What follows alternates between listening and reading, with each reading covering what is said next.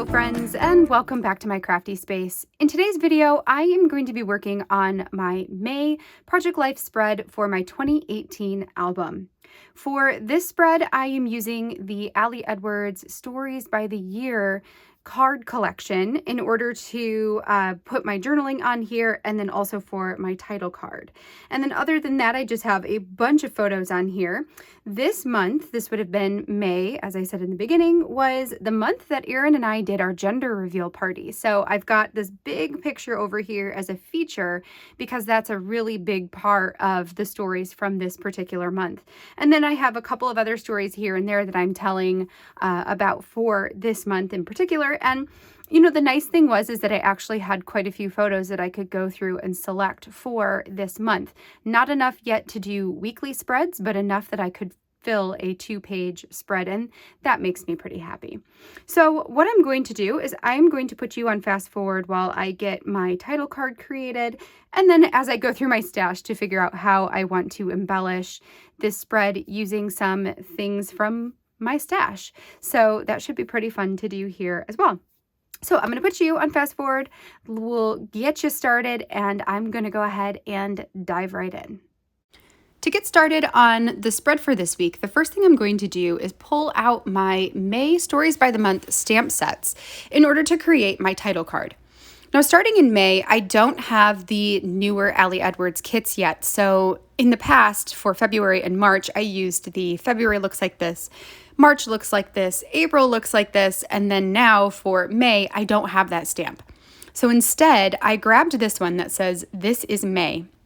And what I decided to do was to use this circle card from the Storytelling Basics collection that would have been the Stories by the Year cards. I decided to use the This is May stamp and to put that in there 3 times. I actually really like the way that the repeated stamping looks in there.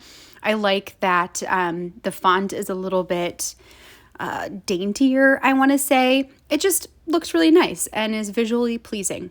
So then I went to go put all of my stamps away and then thought better of it and was like, wait a second, a lot of my photos have a good amount of white space, like sky space or grass space, where I could totally take my stamps and use those to embellish my photos this time, which I haven't done in a really long time. And it just seemed like the right thing to do. Like I felt the urge to get my stamps out and start stamping on my photos. So I picked out a couple of the sentiments that I thought were perfect for the different photos I have this week. Like I have this one of Izzy sitting on top of Erin's shoulders and showing her baby giraffe to the actual giraffe at the zoo. So I used the stamp that says "Love This Moment," inked that up and stamped it down in the lower right-hand corner of that photo. Now for my stamping, I am using my scrapbook.com premium dye ink. I really like the way that this looks on photos. I'm also using Canon Photo Glossy 2 paper, which takes on ink from stamping super well. A lot of times when you order photos from the store, that photo paper goes through a different process in order to have the image appear on it versus home printing where we're using paper that is intended to soak up ink from a printer coming out. So for my photos, they're going to take really well to the ink for that reason, because I printed them here at home and the paper that I'm using is really conducive to stamping. So I did the same thing on the photo of me and Erin during our gender reveal. It's funny because my face is totally covered up in that photo, but honestly, the face that matters the most in that one is Erin. He was so excited, and somebody, might have been his mom, somebody captured this photo and it's just the best. It makes me giggle every time I see it.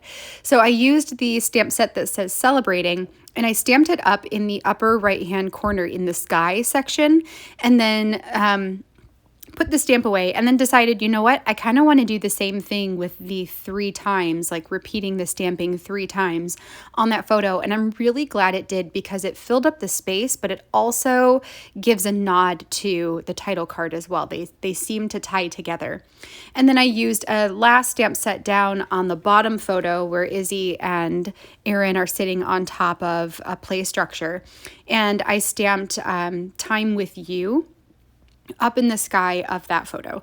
I kind of wish I would have had a little bit more sky down there, where I could have done the repeat 3 stamping in that photo as well. I think that would have looked really nice to have 3 points of 3 repeated stamps, but that's okay. I'll take what I can get. So I have finished up my stamping, put all of my stuff away, and then now I'm working on adding some additional embellishments onto the spread. I pulled over my asterisk stickers. So these ones are either, I believe these ones were actually from the 2020 Week in the Life kit. I had purchased a couple sets of those because I love asterisks.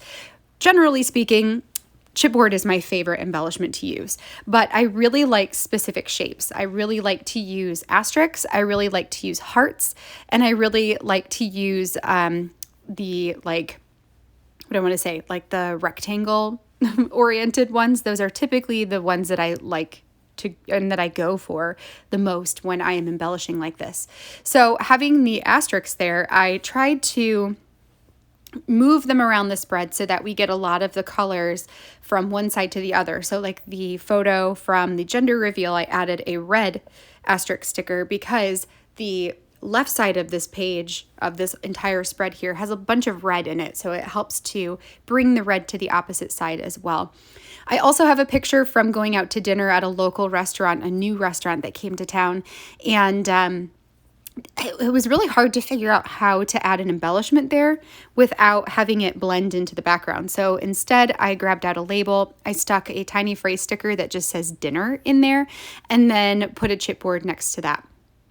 So from here, I really like the way that everything is coming together, but I decided I wanted to put something across the middle as well, just to add one more pop of something onto the spread.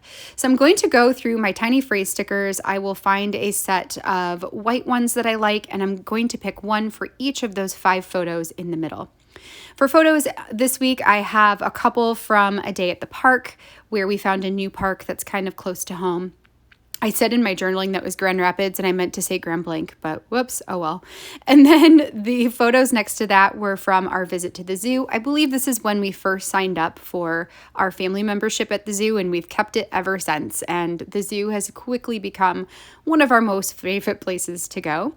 I've got a picture of my mother-in-law with my daughter during Mother's Day. We went to an aquarium type of place with her.